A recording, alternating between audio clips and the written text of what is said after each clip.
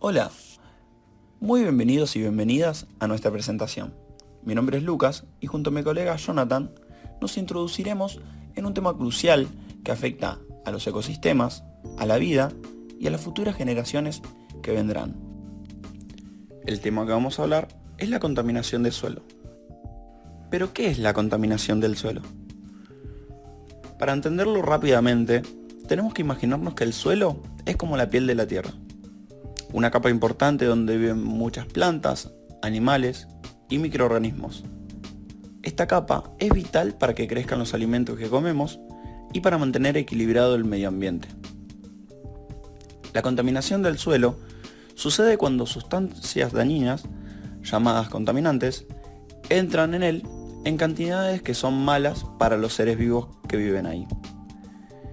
Estos contaminantes pueden venir de diferentes lugares, como fábricas, granjas que usan muchos químicos para cultivar alimentos o incluso de la basura.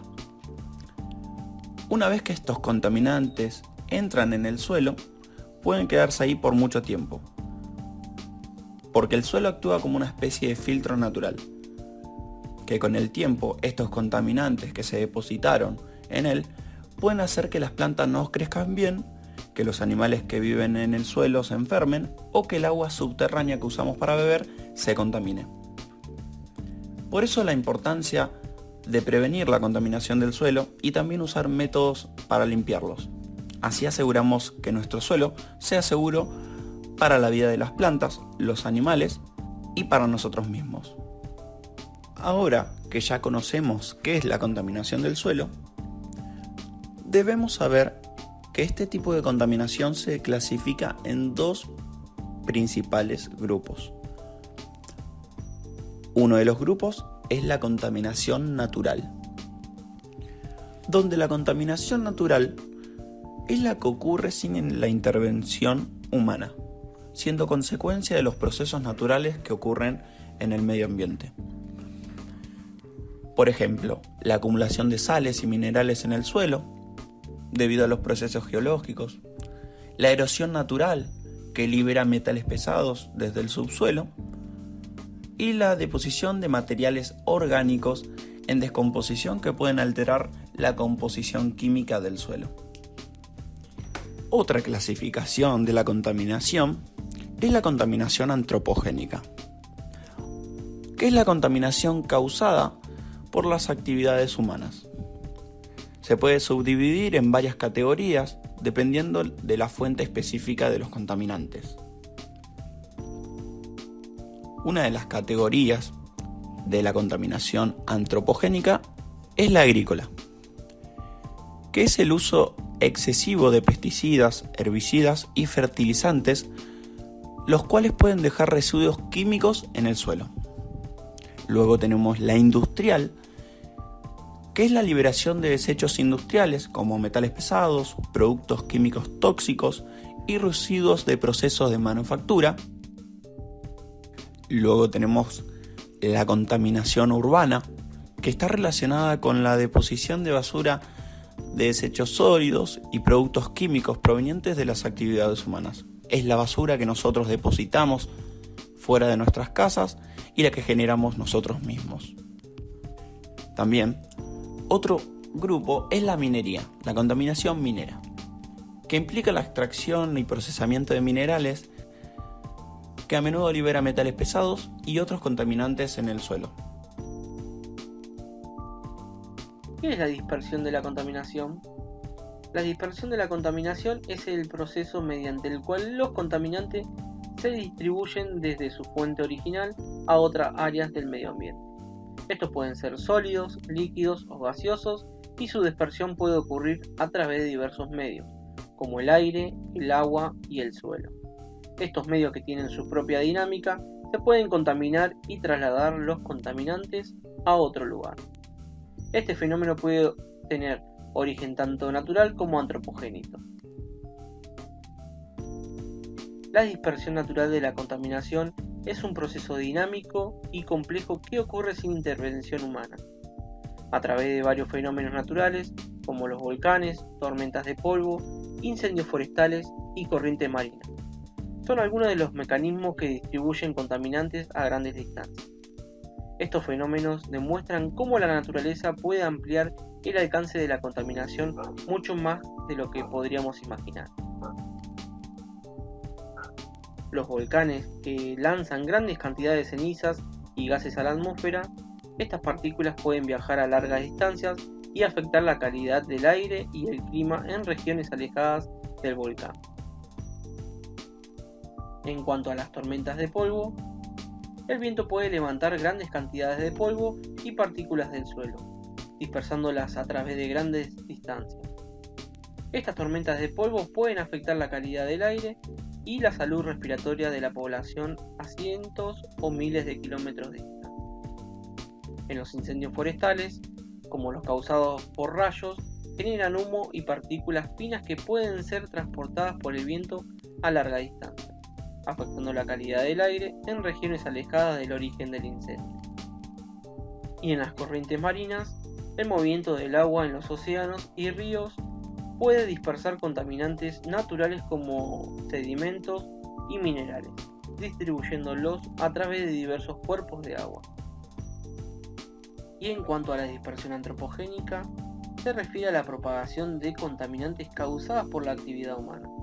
Algunas de las principales fuentes y procesos que contribuyen a este fenómeno son las emisiones industriales, los tráficos vehicular, la agricultura, el manejo de residuos y los derrames de petróleo. Las emisiones industriales son una de las principales fuentes de contaminación antropogénica. Imaginemos una fábrica que opera día y noche liberando al aire grandes cantidades de dióxido de azufre, óxido de nitrógeno y partículas finas. Estas sustancias no se quedan cerca de la fábrica. El viento las transporta a lo largo de grandes distancias, dispersándolas por diversas regiones. A medida que estos contaminantes viajan, afectan la calidad del aire, creando problemas respiratorios y enfermedades en poblaciones que viven lejos de la fuente de origen. El tráfico vehicular es otra fuente importante de contaminación antropogénica. Cada día millones de vehículos circulan por rutas y avenidas, emitiendo gases de escape que contienen monóxido de carbono, dióxido de nitrógeno y otros contaminantes.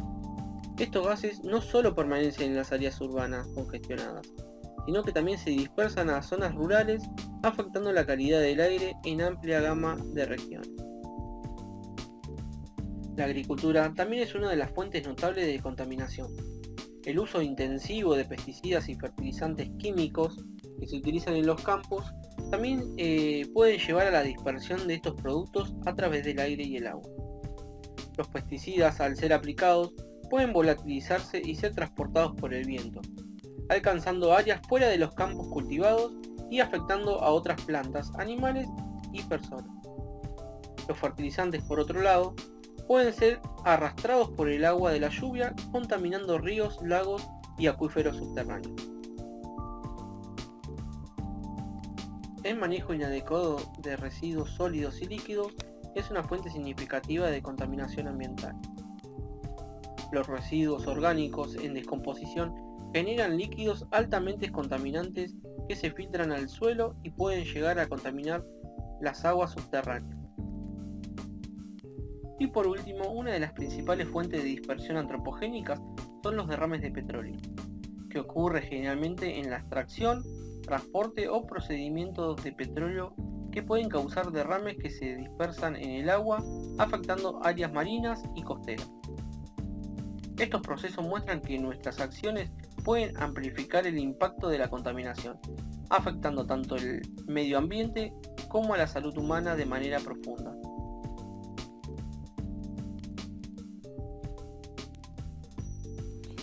Ya hemos hablado de qué es la contaminación del suelo, de los tipos de contaminación con sus dos grandes grupos, hemos hablado de la dispersión de esta contaminación, pero hay una pregunta que es central.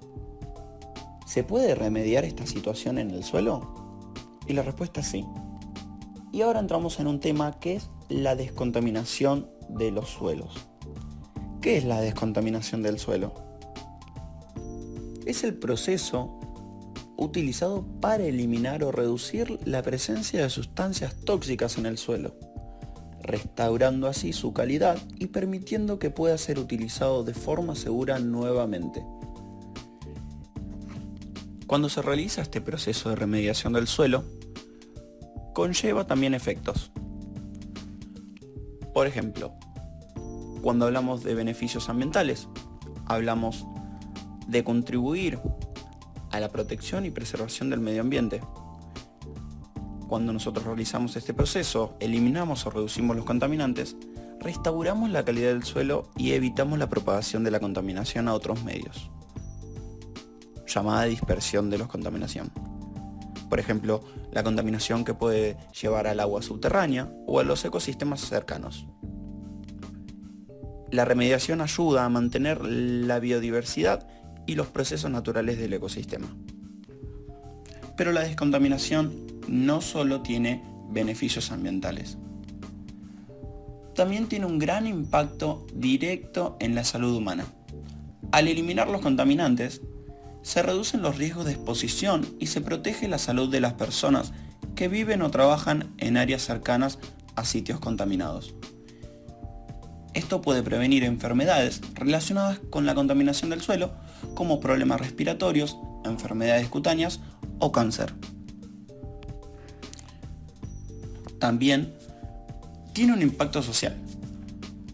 Cuando se realiza el proceso de remediación, impacta significativamente en las comunidades cercanas a los sitios contaminados, experimentando cambios en su realidad, por ejemplo, la reubicación temporal o la limitación de acceso a ciertas áreas.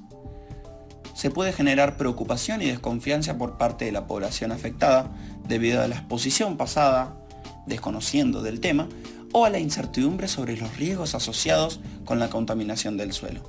Quiere decir que la sociedad no tenía conocimiento o carecía de saber lo que sucedía en el lugar. Ahora hablaremos de los tipos de descontaminación y los procedimientos. Para seleccionar el método de descontaminación debemos observar lo siguiente. 1. El tipo de tecnología que vamos a aplicar.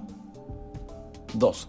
El lugar a donde se va a desarrollar el procedimiento de remediación del suelo. Y 3. La estrategia a utilizar. Cuando hablamos de tecnología, hablamos de los tratamientos.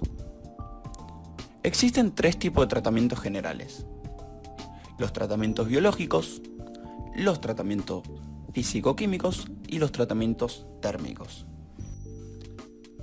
Los tratamientos biológicos o bioremediación son métodos que se utilizan organismos vivos, como por ejemplo bacterias, hongos, plantas y en ocasiones insectos u otros microorganismos, para degradar o eliminar contaminantes del suelo de manera natural y sostenible. Estos tratamientos aprovechan el proceso biológico natural para limpiar el suelo contaminado. Las ventajas de los tratamientos biológicos es que se utilizan procesos naturales y minimizan el uso de productos químicos. Como consecuencia, tienen un menor impacto ambiental, ya que reducen la contaminación secundaria y promueven la restauración ecológica. En resumen, este tipo de tratamiento es una opción prometedora y respetuosa con el medio ambiente para combatir la contaminación del suelo, aprovechando los sistemas biológicos naturales para restaurar la salud de los suelos contaminados. Otro de los tratamientos son los tratamientos físico-químicos, que combinan métodos físicos y químicos para eliminar o reducir los contaminantes presentes en el suelo. Estos métodos son útiles especialmente cuando los contaminantes son persistentes o están presentes en concentraciones altas.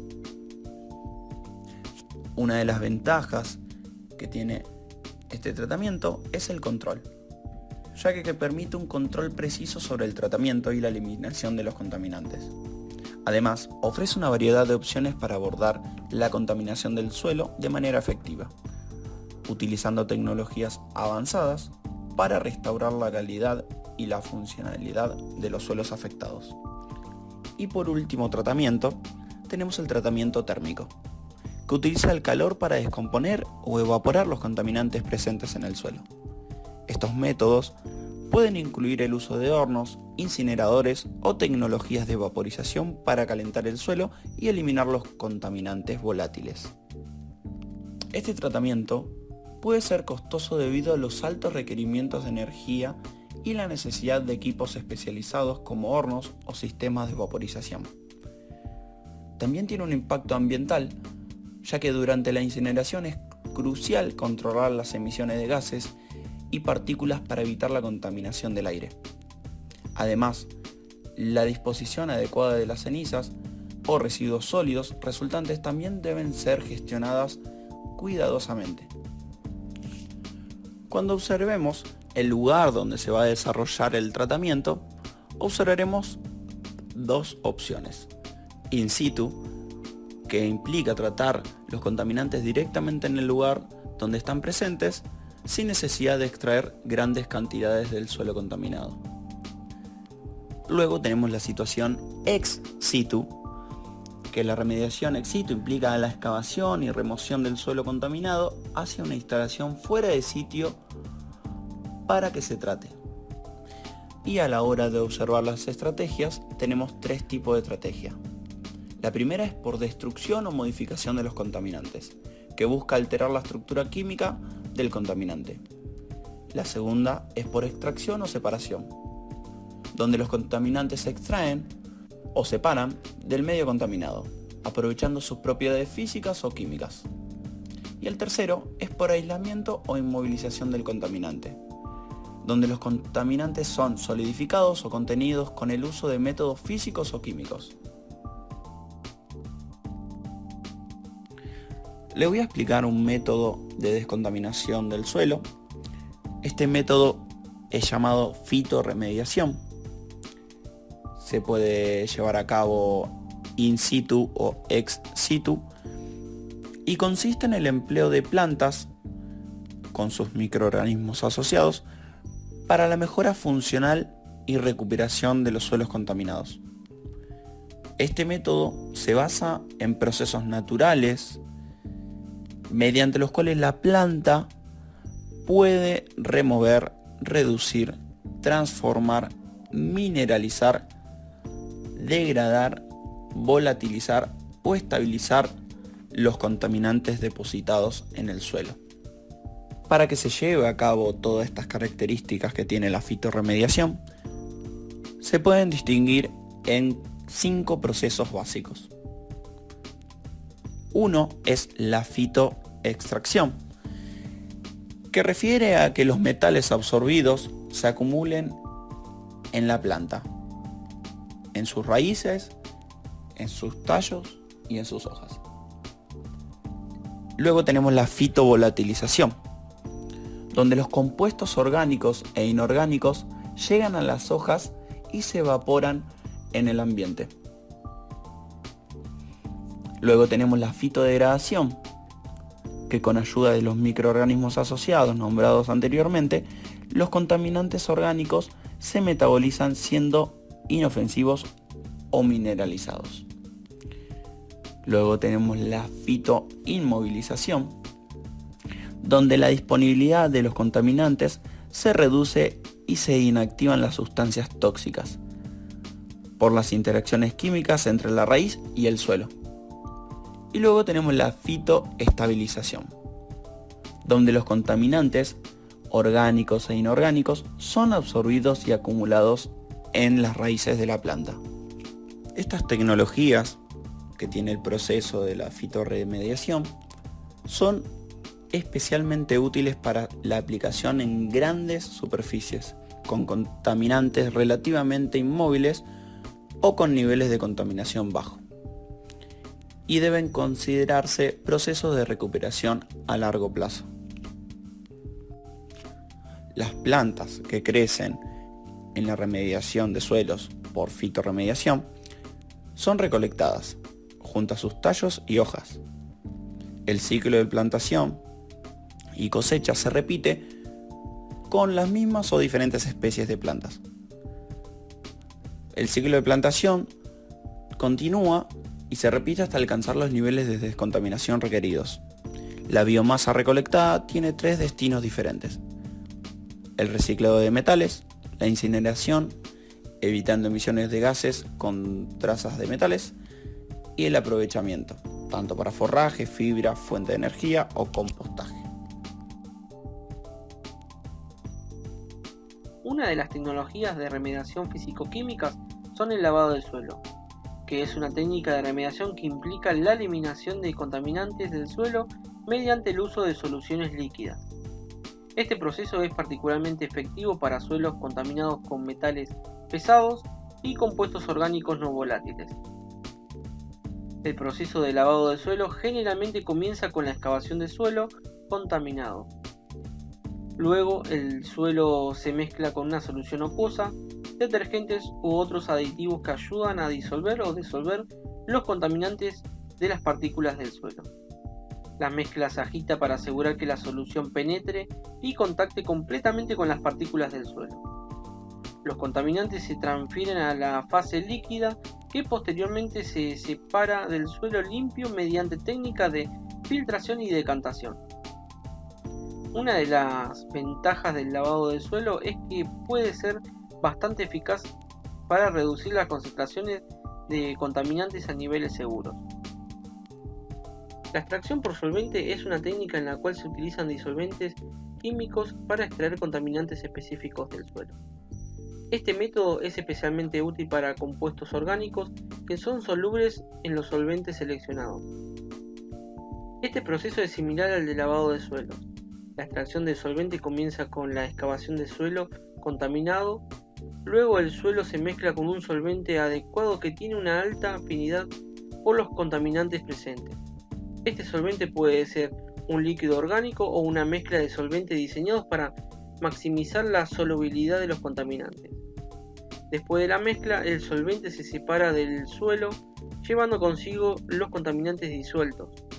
El solvente contaminado se somete a un proceso de recuperación y purificación, donde se recuperará el solvente limpio y se concentra y trata el contaminante extraído. La extracción por solvente puede ser altamente eficaz para ciertos tipos de contaminantes, especialmente aquellos que no son fácilmente removibles por métodos acuosos.